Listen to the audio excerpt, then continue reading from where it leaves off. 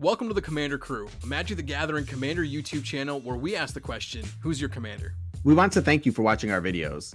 You can help support us by liking this video, subscribing to our channel, and hitting the bell notification icon. You can also go to thecommandercrew.com to check out our t-shirts, masks, pet hoodies, and other Commander Crew goodies.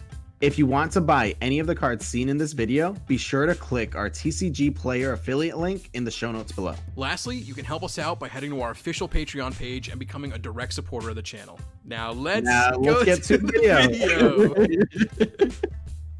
Oh no. How's it going, everyone? My name is Chris the Commander Crow, and it's Commander C21 season. In this video, we are going to be upgrading the new pre-constructed decks and tweak them to a higher power. Though each deck right from the start has an incredible value with great cards and amazing playthroughs, a quick update can take each to a whole new level. In these upgrades, I will be upgrading with a focus on the primary commander for each deck. For each update, we are going to take out 10 cards and replace them with 10 new cards with a budget of $20. Each pre-constructed deck costs so effectively. A quick budget of $20 will allow for players to quickly and effectively update the decks to a whole new level. Now let's get those deck upgrades in this 10 for 10 swap. In this upgrade, we have Prismari Performance, a red and blue deck focused on high mana value spells. With the motto of express yourself with the elements, we will gain value with our spells through elementals and massive hits of damage. The commander is Zaffi, Thunder Conductor, a 1/4 human shaman for 2 blue-red, which has Magecraft. Whenever you cast or copy an instant or sorcery spell, scry 1. If that spell's mana value is 5 or greater, create a 4/4 blue and red elemental creature token. And if that spell's mana value is 10 or greater, it deals 10 damage to an opponent chosen at random. This deck is a great spin on spell slingers. With this deck, we're going to focus on casting as many spells with high mana values to ensure we gain the greatest value with each spell. For each instant or sorcery spell, we will lead to a victory with the best value. But let's talk about the cards we're going to remove.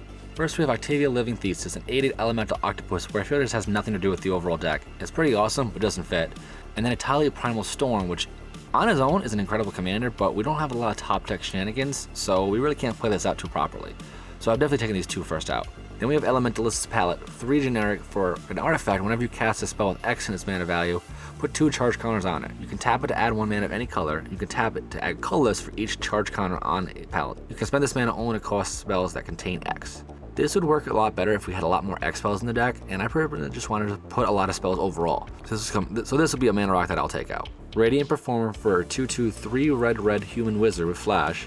When you enter the battlefield, you may cast it from your hand, choose new spells. So you basically got to copy a spell, but it's for 5 mana. I just think it's not going to really go over well because I just don't think it fits in this overall theme. Next is Surge to Victory, 4 red for sorcery. You exile instant sorcery from your graveyard, and creatures you control get plus X plus O. I feel like this would be more so like focused on like a just aggressive attack strategy, and we're not putting that primary focus in this deck because I just think that would be better to just do more spell slinging and get more value overall instead of just exiling things. Yeah, it's basically a Cypher on a stick, but I think there's better options. Then there's Aether Sprouts, 3 blue for basically you can for each attacking creature its controller puts it on top of their library. This is pretty awesome, but again, you have to hope that your opponents attack you, and not every single time you're going to be in an instance where all those creatures are going to be attacking you, so you got to look out for better removal spells. Then there's called the Skybreaker, 5 Is It, create a 5/5 blue and red elemental creature token with flying and a retrace. This costs 7 mana to create a 5/5. Yes, he does have the fact you can get a 4/4 with the commander, and it has retrace, but I just think this is way too high for the value that we're getting back out of this. Then there's Slight Instigator, 3 and a blue for a 2/4 human wizard. Pay a blue and tap it until your next turn. Target creature an opponent controls can't be blocked. Go with that creature. Alright, good card. I just don't think it has any idea to do with the deck at all because we don't really want to like control the board state in that regard, so definitely will come out. Then there's Inspiring Refrain for 4 blue for a sorcery, draw 2 cards, and then you exile it with 3 time counters on it, and it has to spend 3 for 2 and a blue. Yeah, it's pretty awesome to potentially have 2 cards coming every few turns, but I just think that this is what that you're putting into it. You could be getting a little bit more value. I kind of wish that it was draw 3 cards, and then I think that'd be worth it, but for 2 cards, there's way better, more options. And then last we have Jaya Ballard, the 2 triple red for a 5 loyal Planeswalker. I just don't think this Planeswalker fits in this deck. There's way better Planeswalkers out there. Yes, she's like the spell slinging kind of Planeswalker, but this is not working in the deck, and I definitely think we should check this out. Now let's go over the cards that I'd put into the deck, the ones I feel that will give a lot more value to this deck. First off, this Goblin Electromancer, a 2/2 Goblin Wizard for red and a blue. Instant sorcery spells you cast cost 1 less to cast. This is basically a major staple because it makes things cost less and it costs pretty low costing overall. So definitely look at adding this card. Next is another cost reducer with Jace's Sanctum, 3 and a blue for an enchantment. Instant sorceries you cast cost 1 less to cast, so even more reductions, which is awesome. And then whenever you cast an instant sorcery spell, scry 1. So in conjunction with your actual command, you can potentially scrying 2 almost. Just more value on top of it. Jace's Sanctum is a pretty good card. And then we have one of my favorite overall spell slinging cards. If you're playing blue-red, I love playing Gutter Snipe. Gutter Snipe is 2 to red for a 2/2 Goblin Shaman. Whenever you cast an instant sorcery spell, it deals 2 damage to each opponent. With the amount of spells they're going to be casting and copying, this is going to put in so much work and bring our opponents down very quickly. And then we add Young Pyromancer, 2/1 for 1 and a red. Whenever you cast an instant sorcery spell, create a 1/1 red elemental creature token. Basically, we're going to be casting tons of spells, so if we can make our board a little bit wider, I'm all for that. Then there's Archmage Emeritus, a 2/2 human wizard for 2 blue with Magecraft. Whenever you cast or copy an instant sorcery spell, draw a card.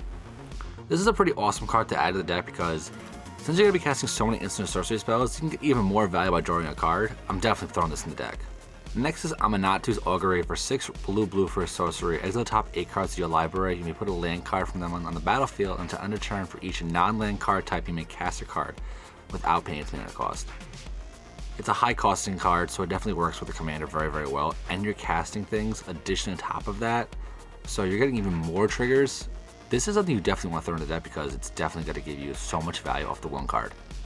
Next is probably one of my favorite in the entire deck is Mizzix's Mastery for 3 and a red. Exile target card as an instant or sorcery from your graveyard and cast it. But if you have Overload for 5 triple red, you can do this for every single instant or sorcery spell in your graveyard. You can potentially just instantly win the game with this card, and it's definitely something you want to look into to make sure you fill your graveyard just the right way, and then overload this, and then just win.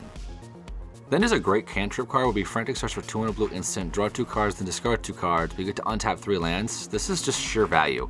You can get some cards you want, and then get rid of the cards you don't want, and it's basically a free spell because it untaps the 3 lands. So this is a scry on top of it with your commander. Definitely it's great value. And then there's a card that pretty much everyone should put in this deck, Expansion Explosion. Expansion is it, and Explosion is X blue red. You can either copy an instant sorcery with a CM value of 4 or less and choose new copies, or just deal X damage to any target and then target player draws X cards. If you watch Game Nights, this card went off, and it's definitely something you want to look into because it's definitely going to be one of the best overall values you can put in this entire deck. It's definitely 100% something to add to the deck. Then there's a Planeswalker that you definitely should include. It's Raoul Storm Conduit, 2 blue-red free 4 loyalty Planeswalker. When it casts or instant or sorcery spell, you deal 1 damage to target opponent or Planeswalker. +2 scry it, -2 when you cast the next instant or sorcery, you copy it. There's basically some ways to win with this Planeswalker, and it's definitely the copy Planeswalker you need. And that is my take on Zafi Thunder Conductor of my 10 in and 10 out for $20 budget. Zafi is it's a neat thing to play out.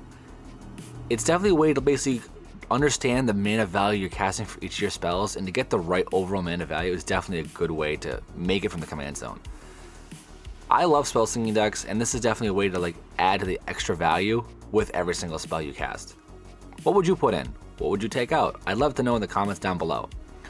Again, my name is Chris, the Commander Crew. Please remember to hit that bell notification for future videos, like and subscribe for future videos. It definitely goes a long way.